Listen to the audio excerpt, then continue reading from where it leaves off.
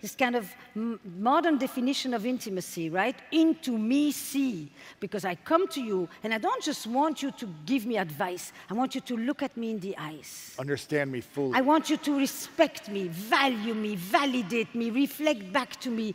And I want you to help me transcend my existential aloneness so that I never feel alone anymore. Wow. Honey, can you deliver? You know? So it's that thing. That's why I say community first, because your relationship will be stronger when it doesn't stand alone. The second thing is your relationship will be stronger when you don't treat it like a cactus. That means that you bring the best of yourselves to work and you take it to every other place, and then when you come home, you put your feet up and you feel like you can take your nice clothes off and you don't have to make an effort anymore. And here is the thing. And then we wonder why people are not having sex. Modern intimacy. Modern intimacy. I'm curious, you mentioned something, we haven't gotten to tool number 2 yet, but you mentioned something about the West and today and, you know, cell phones and social media and things like that.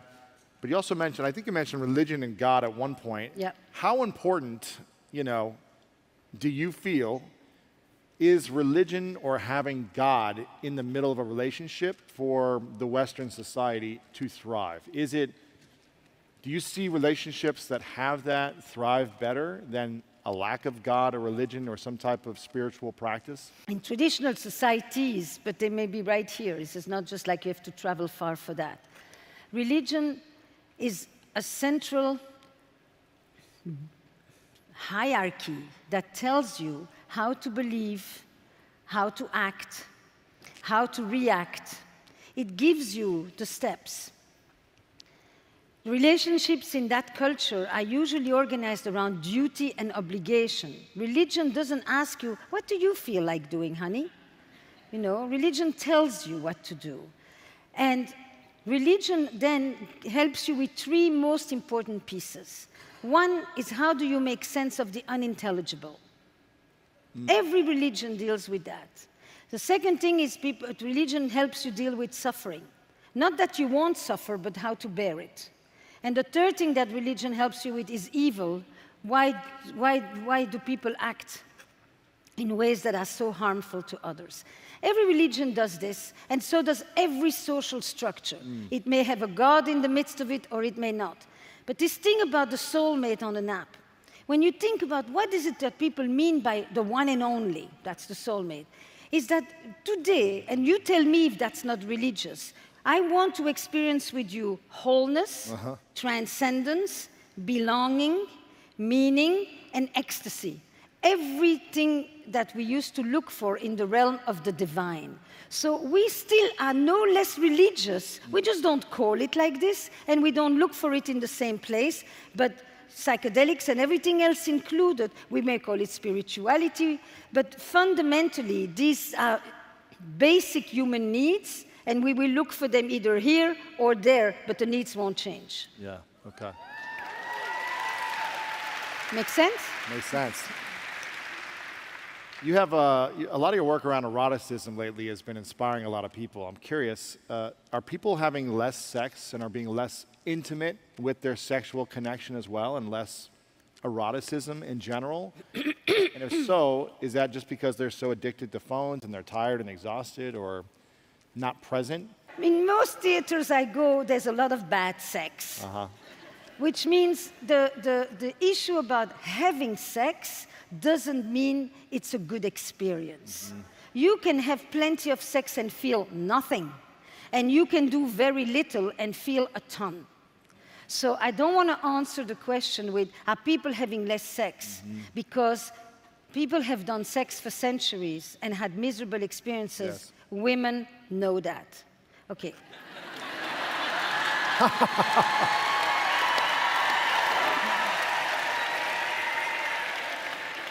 Men have it too, but they don't always know it. That's the only thing. Because they've been pumped to take whatever they can get. So, all right, back to your question. yes. So I think when I start like this, I say, okay, so then what's the next thought? The next thought is my invitation for us not to think about sex as something that we do, but to think about sex as an experience.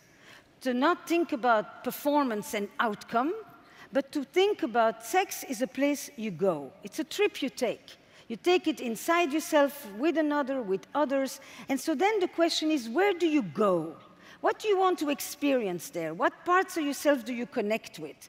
Is it to be naughty? Is it to have fun? Is it to have a spiritual union, transcendence, to be taken care of, to surrender safely? Where do you go? And when you say it like that, then the next piece is sex is just a coded language for our deepest emotional needs. So, because I think that, and this is the key for me, is that we think we're talking about sex because it speaks sex. But what it says, even if it's just hit-and-run sex, has emotional meaning. You know? What type of meaning does it have? Meaning, what you were talking about. I was afraid. I cannot imagine that your being less afraid did not translate in how you make love today. Because tell me how you were loved, and I will know a lot about how you make love. Interesting. And if you say, I was afraid to be with you, I was afraid not to be with you, I was afraid to leave you, I was afraid to reveal myself to you, well, then your sexuality took care of all of those fears. Wow. Because our emotional history is inscribed in the physicality of sex. Now, I just took 6 months to create courses on sexuality because I thought, how do I explain then the difference between sex and eroticism? Yeah? Because eroticism is sexuality transformed by our imagination. It's everything that gives sex meaning. Otherwise, we are animals. Animals have sex, and people have an erotic mind. And in that erotic mind, they imagine a ton of stuff, bizarre stuff. Stuff that is irrational, stuff that makes no sense, stuff that they would fight again during the days, completely turning them on at night.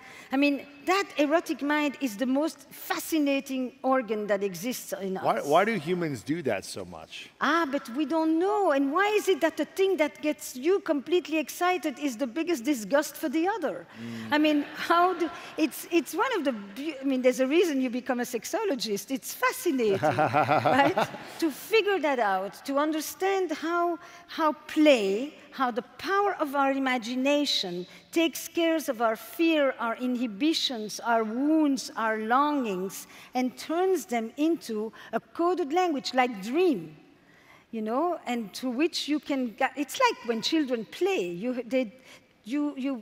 pretend. I mean, are you the policeman? No, you're not the policeman, but you're going to talk to me for 20 minutes like you're the policeman. Yeah. Or the fireman, or the... You know, I'm talking about the kid now. I didn't mean to say it's a sexual fantasy.